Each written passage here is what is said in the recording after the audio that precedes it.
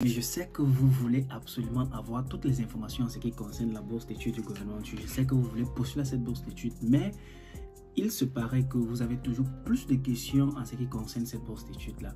Alors, comme dans les dernières vidéos, je les ai dit, les amis, j'ai demandé en fait que quand vous regardez des vidéos et que vous avez des questions, vous les mettez en commentaire et dès que je lis la partie commentaire après la publication des vidéos, je note les questions et je réponds sous forme de vidéo pour permettre ainsi à plusieurs autres personnes de bénéficier de la même réponse.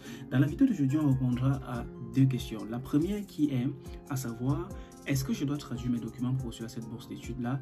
La deuxième qui est à savoir, est-ce que je dois soumettre un certificat de langue lorsque je postule à cette bourse d'études-là? Ensemble, dans cette vidéo, on répondra aux deux questions. Si tu veux comprendre des réponses à cette question-là, je t'invite à rester jusqu'à la fin de cette vidéo aussi. Et au courant de la vidéo aussi, je pourrai aussi profiter de l'occasion pour répondre à d'autres petites questions qui ont été posées sous la partie commentaire des différentes vidéos. Sur ce, on se retrouve juste après le...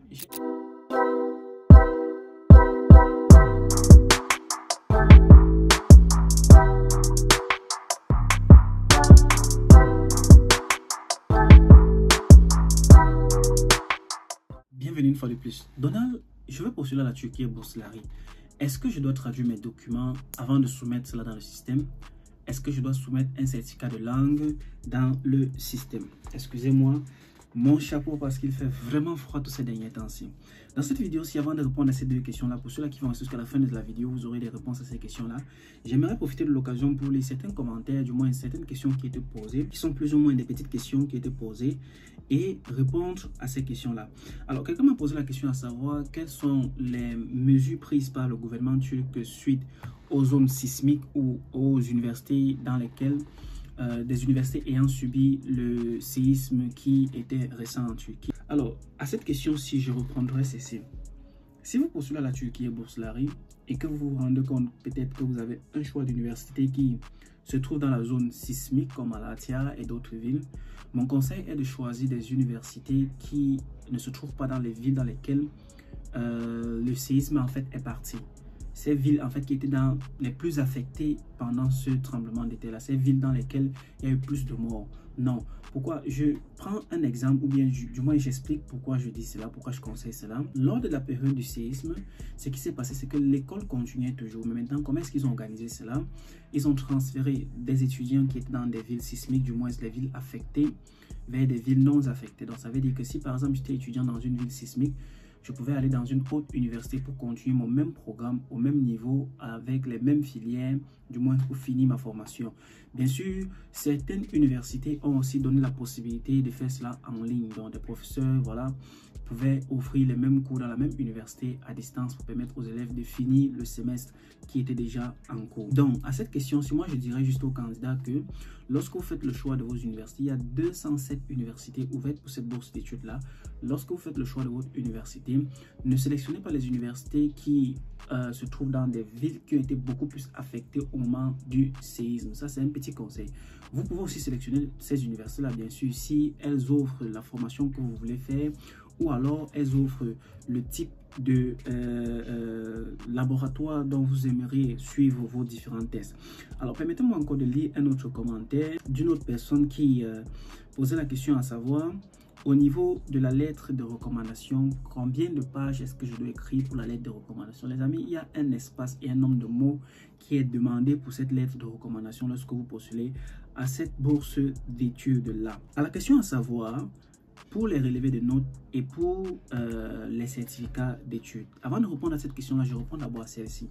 Comment est-ce que vous pouvez soumettre vos relevés de notes dans le système si vous avez plusieurs pages? Les amis, le net est aujourd'hui tellement développé. Allez, juste si vous avez peut-être pour une année 5 relevés de notes, vous faites ce qu'on appelle une jumelation. Vous fusionnez en fait vos relevés de notes. Vous faites un document en ça.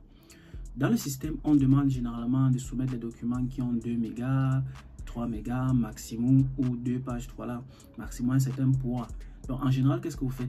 Vous fusionnez les documents. Si c'est au-dessus du poids là, vous compressez cela pour rendre cela petit pour que du moins le système puisse accepter le nombre de pages des documents que vous voulez soumettre dans le système. La Turquie et Bourse-Lari reste l'une des seules bourses de par le monde qui ne demande pas de traduction. Je vous explique pourquoi. Lorsque vous partez dans le site de la Turquie Bourselari et que vous voulez avoir plus d'informations, je vous assure que vous avez les informations en toutes les langues. Française, anglaise, qui sont les deux langues majeures, russe, allemande, turkish, ça est turc, toutes les langues, presque toutes les langues du monde. Ils utilisent au moins ces 19 langues dans leur site pour communiquer, pour donner des informations en ce qui concerne cette bourse d'études-là. Donc, forcément, si vous voulez obtenir une information en ce qui concerne cette bourse d'études-là, vous n'avez pas besoin d'aller traduire encore quelque chose sur le site pour pouvoir mieux vous appréhender des informations concernant cela. Lorsque vous soumettez votre bourse d'études, du moins votre candidature à cette bourse d'études-là, vous la soumettez complètement en votre langue parlée. Parce que c'est dans cette même langue-là que l'interview, c'est-à-dire au moment de l'interview, on ne va pas venir vous poser des questions en anglais en général ou en chinois parce que vous ne comprenez pas le chinois. On va vous poser des questions en français qui est en général votre langue, du moins la vidéo que je fais généralement c'est pour des francophones, peut-être aussi des anglophones. On va vous poser des questions en français et vous allez devoir apporter des réponses en français. Bien sûr, ils vont tester aussi votre anglais parce que l'anglais est un avantage général pour ceux-là qui décident d'aller étudier à l'étranger. Si vous vous dites par exemple que vos relevés de notes sont en français, est-ce que je dois traduire cela? Non, pas besoin de traduire vos relevés de notes en langue anglaise pour postuler à cette bourse d'études-là. Si vous avez vos relevés de notes en langue chinoise, postulez en langue chinoise. Pourquoi? Parce que le comité d'organisation, il y a des personnes qui parlent le chinois, il y a des personnes qui parlent le français et qui pourront examiner votre dossier de candidature. Même pendant l'interview, vous aurez en face de vous du moins une personne qui parle français et qui va vous poser des questions en langue française pour que vous puissiez mieux vous exprimer. C'est-à-dire, vos relevés de notes en langue française, ne pas traduire cela, ce n'est pas une obligation de traduire cela. Vos diplômes en langue française, vos lettres de recommandation ou de motivation en langue française. Maintenant, qu'est-ce que moi je vous donne comme conseil? Si vous ne pouvez pas traduire vos documents en langue anglaise, qui n'est pas une obligation, au moins écrivez votre lettre de recommandation en langue anglaise ou lettre de motivation en langue anglaise. C'est-à-dire, si vous partez auprès de vos professeurs qui peuvent écrire cela en anglais, demandez-leur d'écrire cela en langue anglaise. C'est plus ou moins éthique, voilà. Mais s'ils peuvent écrire en français, qu'ils écrivent en français, il n'y aura pas de problème par rapport à cela. Si vous pouvez soumettre votre candidature en langue anglaise, soumettez votre candidature en langue anglaise. Au cas contraire, que la candidature entièrement soit soumise en langue française. Il n'y a pas de problème avec cela. Vous ne seriez pas du moins abandonné ou retiré ou ne pas bénéficier de la bourse d'études parce que vous avez décidé de soumettre votre dossier en langue française. Non, rappelez-vous, c'est une bourse d'études qui sélectionne des milliers de personnes chaque année pour bénéficier du système éducatif turc.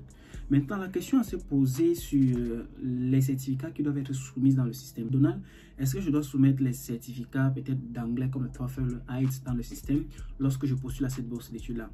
Je reprendrai cette question-ci premièrement en disant ceci. Le but principal pour lequel ou la raison pour laquelle cette bourse d'études est ouverte, c'est pour permettre aux gens de venir apprendre la culture turque et d'être des représentants de la Turquie dans leur pays d'origine. Ça veut dire quoi concrètement?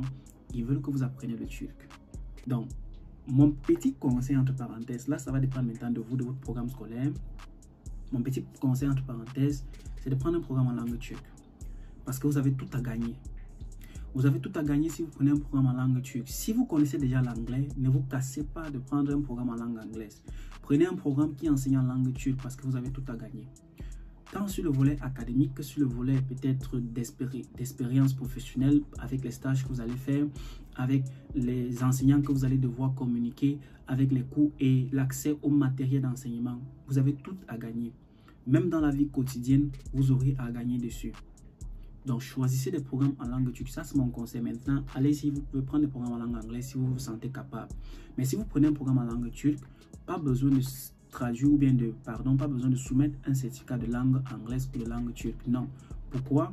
Parce que pour cette bourse d'études-là, comme l'un des bénéfices, vous avez droit à une année d'études de langue turque. Tous les boursiers ont droit à une année d'études de langue turque. Ça veut dire quand vous allez venir en septembre ou en octobre, selon votre jour d'arrivée, la première chose que vous allez faire, c'est de vous inscrire au département de langue turque et commencer directement votre formation de langue turque. Alors, il y a 5 niveaux en général. Le A1, le A2, le B1, le B2 et le C1. Généralement, ce sont les niveaux requis par des universités pour pouvoir commencer sa faculté. Donc, lorsque vous avez déjà complété tous ces niveaux-là, vous pouvez facilement commencer votre faculté parce que vous auriez le niveau requis par l'université et le certificat de fin de formation, peut-être du B2 ou du C1 ou peut-être du C2 au niveau de l'université. Donc, ne vous cassez pas à aller écrire un examen de langue internationale pour soumettre cela. Choisissez vos programmes en langue turque, du moins parce que vous auriez droit à une année de langue turque. Pour ceux qui peuvent choisir les programmes en langue anglaise, assurez-vous que vous avez des certificats qui prouvent votre niveau d'anglais, parce que vous n'auriez pas une formation en langue anglaise, vous n'aurez pas un an pour apprendre la langue anglaise. Non, vous aurez juste un an pour apprendre la langue turque. Je pense que j'ai répondu à quelques questions dans cette vidéo. Si votre question a été mentionnée en commentaire dans les précédentes vidéos et que je peux apporter des réponses, remettez-les en commentaire de cette vidéo. Si vous avez d'autres questions en ce qui concerne la bourse d'études en elle-même, posez-les en commentaire, je me ferai un plaisir de vous les répondre. Je pense que dans la prochaine vidéo, on fera maintenant de manière concrète comment est-ce que vous pourriez créer votre compte, comment est-ce que vous pourriez paramétrer votre compte, et peut-être dans la même vidéo, on verra les différentes rubriques de soumission de votre dossier, ou dans une autre vidéo, on fera cela.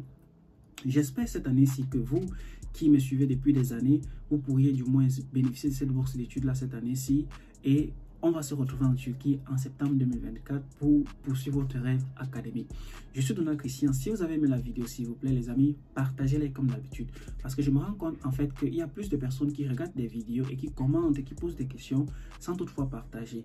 Lorsque vous partagez la vidéo, plus de personnes regardent la vidéo, plus les vidéos sont proposées à d'autres personnes et plus je fais du contenu concernant cette bourse d'études-là. Donc, je vous recommande de partager les vidéos, s'il vous plaît, dans des groupes Telegram, WhatsApp, Facebook, tout ce qui va avec. Là, vous pouvez partager les vidéos pour que plus de personnes puissent être atteintes pour bénéficier de cette bourse d'études-là. Sur ce, on se dit à la prochaine vidéo. Portez-vous excellemment très bien. Je suis Donald Christian. Ciao.